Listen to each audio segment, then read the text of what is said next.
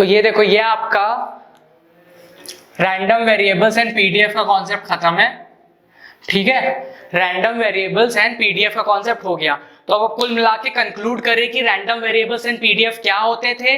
Random variables आपके वो होते थे जो कि आपके सैंपल स्पेस में उसका डोमेन लाई करता था, और रैंडम वेरिएबल की वैल्यू कुछ भी हो सकती है, 0 1 2 3 n, कुछ भी हो सकती है। आपको रैंडम वेरिएबल एज्यूम कर लेना है, फिर उस पॉइंट पे उसकी वैल्यूज निकाल के चेक कर लेनी है। अगर आपका पीडीएफ हो, प्रोबेबिलिटी डेंसिटी फंक्शन गिवन हो, तो आपके पास फॉर्मूला है सिग्मा i इक्वल टू 0 से n, पी आई की वैल्यू 1 के बराबर होती है। और प्रोबेबिलिटी डिस्ट्रीब्यूशन फंक्शन कैसे बनाते हैं वो मैंने आपको बता दिया था। अगला कॉन्सेप्ट हमारा आता है मीन ऑफ अ फंक्शन। अगला कॉन्सेप्ट जो है वो है मीन। मीन समझते हो क्या होता है? What is mean? देखो, मीन तुम्हारा कुछ नहीं, मीन मतलब होता है किसी भी चीज का सेंट्रल पार्ट, ठीक है। अगर आपके पास नंबर दिए हो 2 4 6, इसका मीन क्या होगा? 4 ही तो होगा। इसका मीन निकालना है तो क्या होगा? 2 + 4 + 6 / 3, 12 / 3 4। इसका सेंट्रल पार्ट ही तो हुआ, है ना। 2 4 6 का मीन निकालना तो सबको पता है ना, 2 + 4 + 6 / 3, total sum of observation upon number of observation ही तो मीन कहलाता है। सम मीन क्या होता है आपका? Mean is equal to sum of observations upon number of observations, ठीक। Sum of observations upon number of observation. तो यहाँ 2 4 6 थे, इनका सम किया, नंबर 3 थे, 3 क्या 4, तो ये सेंटर वैल्यू ही तो आ गई। तो मीन बेसिकली कुछ नहीं होता है, अगर आपके पास ग्रुप ऑफ डेटास गिवन हो, उनकी जो सेंट्रल वैल्यू होगी वही उसकी मीन होगी।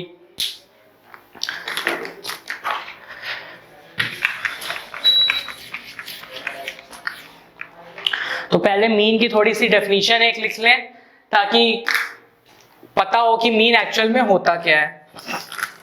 तो देखो, let x be the random variable with possible values x1 x2 ... xn with probability of p1 p2 p3 ... pn। तो म्यू जो होता है वो होता है sigma i is equal to 1 से n xi pi।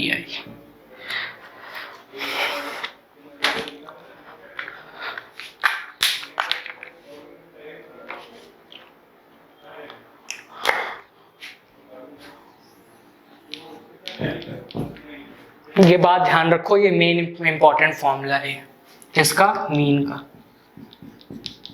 तो देखो क्या कहना चाह रहा है, कह रहा है कि let x be the random variable. तो रैंडम वेरिएबल आप क्या होता है आपको पता है, ठीक है। तो बोल दिया है let x be the random variable जिसके अंदर कई सारी पॉसिबल्स वैल्यूज हैं, x1 हो सकती है, x2 हो सकती है, x3 हो सकती है, xn हो सकती है। और प्रोबेबिलिटी क्या हो सकती है? p1 हो सकती है, p2 हो सकती है, p3 हो सकती है, pn हो सकती है। तो अगर आपको मीन निकालना हो तो ये x1 p1 plus x2 p2 plus x3 p3 ये आपका मीन हो जाएगा।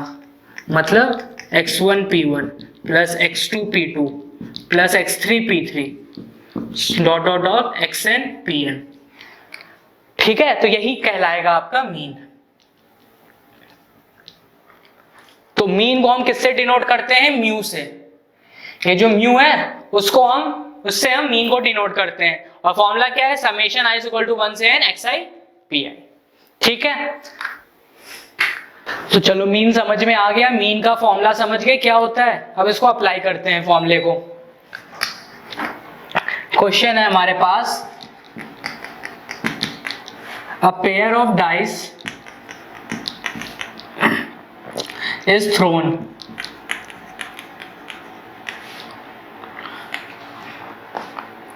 ठीक है। अ रैंडम वेरिएबल x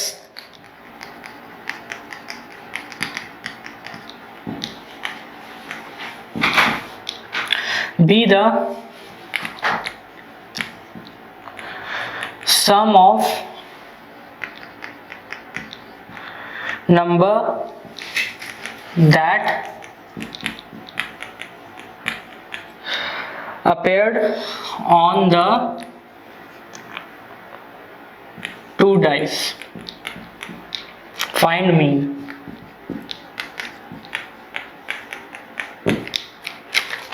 पढ़ो क्वेश्चन क्या लिखा है और समझो, और कैसे करेंगे पहले खुद ट्राई करो।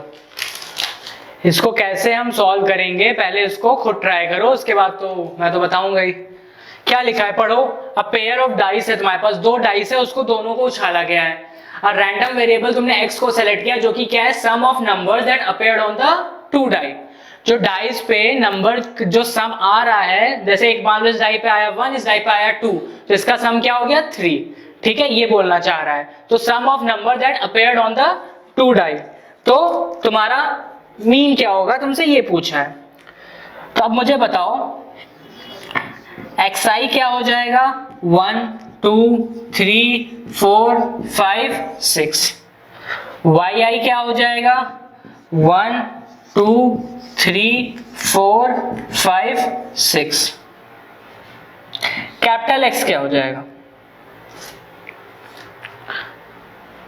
2 3 4 5 6 7 8 9 10 11 12। अब ये मैंने कैसे लिखा है इस बात को समझो।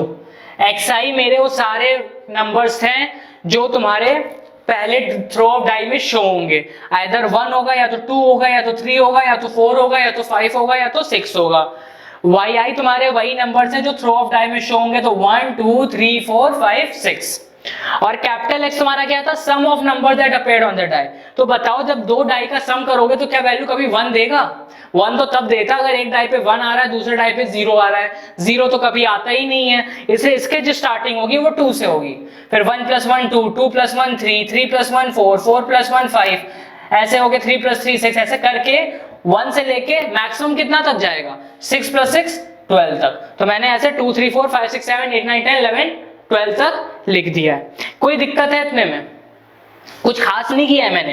पहले टाइम में कितने आ सकते हैं, दूसरे टाइम में कितने आ सकते हैं। रैंडम वेरिएबल हमारे पास क्या है, sum of the number that appeared on the two die. तो ये हमारे इतनी पॉसिबल वैल्यूज हमारी हो सकती हैं। तो चलो हमारे x की इतनी वैल्यूज हो सकती हैं। अगर हमारी p of x is equal to 2 है, अगर हमारा p of x is equal to 2 है, तो हमारे पास क्या ऑप्शंस हो सकते हैं? हमारे पास p of 1, 1 ही तो हो सकता है ना, क्योंकि सम 2 कब आएगा, सम 2 तो तभी आएगा ना जब तुम्हारा 1 और 1 होगा। कोई और ऑप्शन हो सकता है जिससे सम 2 आ जाए? नहीं है। तो इसकी प्रोबेबिलिटी कितनी हो गई, 1 बाई कितने डाइस उछाल रहे थे, 2, तो 1/36। अगला p of x is equal to 3, x is equal to 3 में क्या हो जाएगा, p of सम 3 आना चाहिए, या तो 2, 1 होगा, या तो p of 1, 2 होगा। और कहीं से 3 आ सकता है क्या? या तो 2, 1 से 3 आएगा, या तो 2 + 1 3 आएगा, या तो 1 + 2 3 आएगा। तो इसकी प्रोबेबिलिटी कितनी हो गई, 2/36। Similarly p of x is equal to 4, x is equal to 4 में क्या आ जाएगा, p of 1, 3, p of 3, 1, p of 2, 2। इसके अलावा कोई और चीज है जो हमें सम 4 देगा? 2 + 2 4 देगा, 3 + 1 4 देगा, 3 + 1 4, 1 + 3 4 देगा। तो इसका 1 2 3 3/36। अगला हमारा क्या है, p of x is equal to 5। x is equal to 5 कब देगा, जब p of 1, 4 हो जाए, p of 4, 1 हो जाए, p of 3, 2 हो जाए, और p of 2, 3 हो जाए। इसके अलावा क्या कोई तुम्हारा सम 5 देगा क्या? 4 + 1 5, 4 + 1 5, 3 + 2 2 + 3। इसका क्या हो गया, 4/36। p of x is equal to 6, इसमें क्या हो जाएगा, p of 1, 5, p of 5, 1, p of 3,3, P of 4,2, P of 2,4, 1 2 3 4 5, इसका क्या आ गया 5/36। समझ में आ रहा है मैं क्या कर रहा हूं, किस तरह से केसेस बना रहा हूं। केसेस बनाना ही आपका मेन काम है इसमें, ठीक है। सिमिलर अब P of x is equal to 7, 7 कैसे आ सकता है, P of 1,6 हो जाए, P of 6,1 हो जाए, P of 2,5 हो जाए, P of 5,2 हो जाए, P of 3,4 हो जाए, P of 4,3 हो जाए। तो 1 2 3 4 5 6, इसका क्या आ गया 6/36। इतने में कोई डाउट, वहां चलते हैं। x इज इक्वल टू 7 के बाद हमारा P of x is equal to 8, P of x is equal to 8 में हमारा क्या क्या केसेस बन सकते हैं, P of 1,7, P of 7,1, P of 2,6, P of 6,2, P of 3,5, P of 5,3, P of 4,4। बस इतने बन सकते हैं, 1 2 3 4 5 6 7, कितना आया 7/36। ठीक है, अगला P of x is equal to 9, 9 में क्या बन जाएगा, P of 1,8, P of 8,1, P of 2,7, P of 7,2, P of 3,6, P of 6,3, P of 4,5, P of 5,4। तो 1 2 3 4 5 6 7 8, इसका बना 8/36। P of x is equal to 10, P of 1,9, P of 9,1, P of 2,8,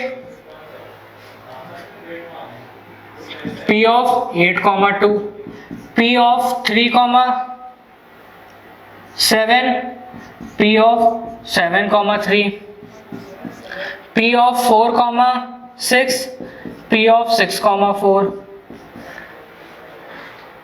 P of 5,5। 1 2 3 4 5 6 7 8 9 बने 9/36। ठीक है, समझ में आ रहा है, कितना आया 9/36।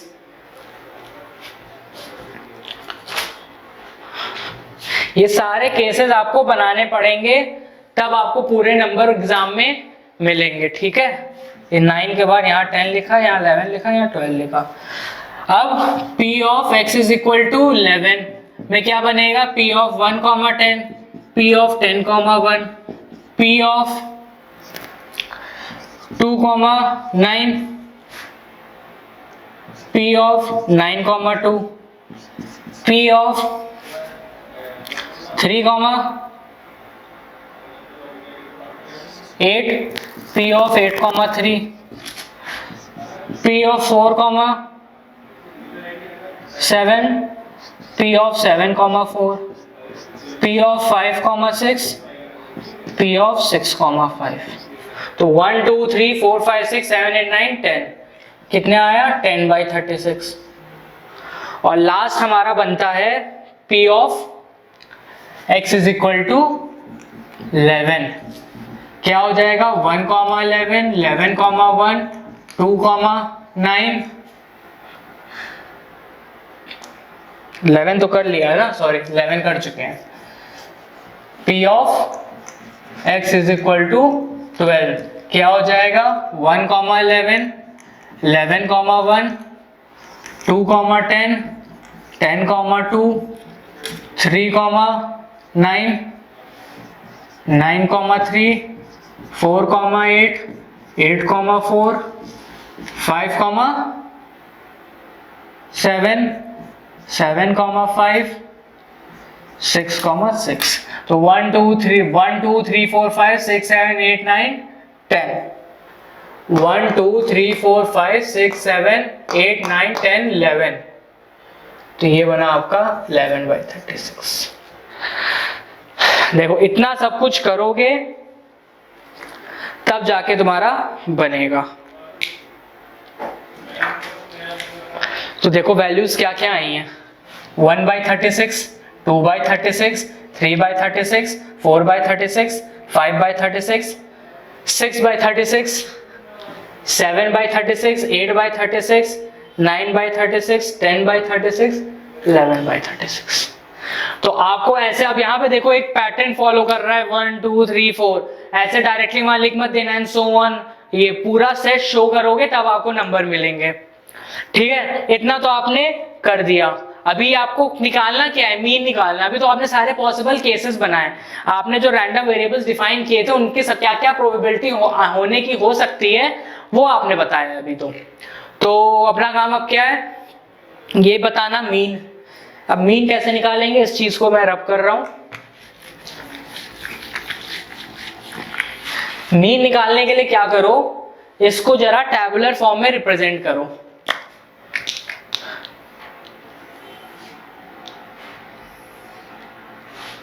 यहां पे हो जाएगा xi, यहां पे हो जाएगा p of xi।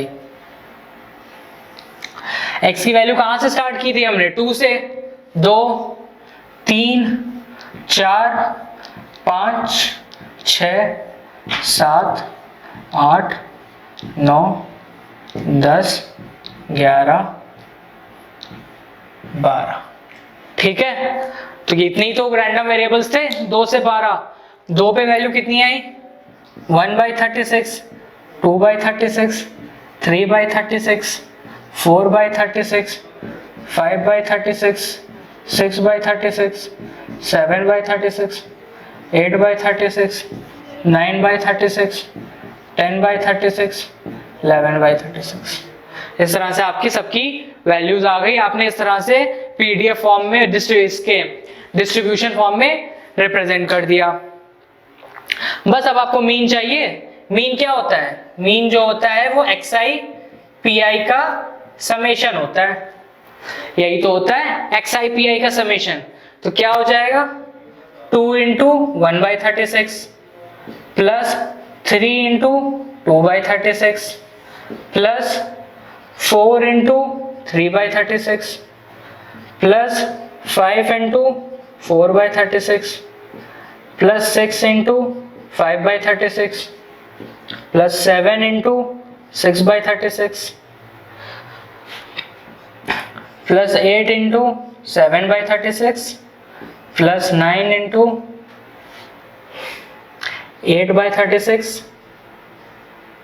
Plus 10 into 9/36 plus 11 into 10/36 plus 12 into 11/36। समझ में आ रहा है क्या लिखा है मैंने?